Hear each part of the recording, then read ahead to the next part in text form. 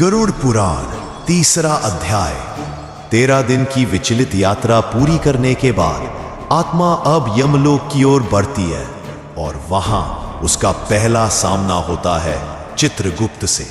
वही चित्रगुप्त जिनके पास हर जीव का पूरा जीवन, हर कर्म, हर पाप पुण्य लिखा होता है। गरुड़ पुराण बताता है कि जैसे ही आत्मा यमलोक के द्वार पर पहुंचती है, उसका नाम पुकारा जाता है और चित्रगुप्त अपने विशाल ग्रंथ से उस आत्मा का पूरा हिसाब खोलते हैं। आत्मा की आंखों के सामने वो हर दृश्य आता है जिसे उसने जीवन में किया होता है। किसे धोखा दिया, किसे दुख पहुंचाया, किसका भला किया और किस पल भगवान को याद किया।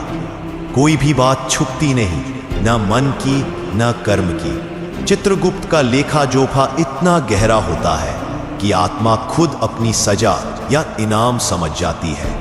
यही से शुरू होता है न्याय और यमराज का फैसला।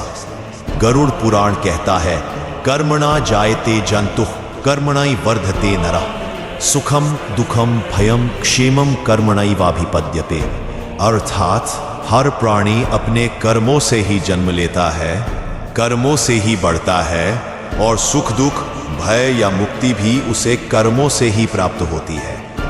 यमराज कठोर नहीं होते, वो न्याय के प्रतीक होते हैं। उनके निर्णय में केवल एक ही बात देखी जाती है, क्या इस आत्मा ने अपने जीवन में अपने कर्मों को समझा।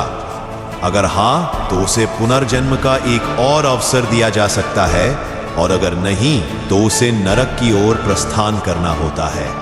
यही वो पल होता है जहां आत्मा को अपने जीवन के हर क्षण की कीमत समझ आती है। और अब अगले अध्याय में जानिए नरक की वो यात्रा जो केवल सुनी थी, पर अब आत्मा उसे स्वयं भोगेगी। जुड़े रहिए गरुड़ पुराण के अगले भाग में और इस गूढ़ ज्ञान को जरूर आगे साझा कीजिए।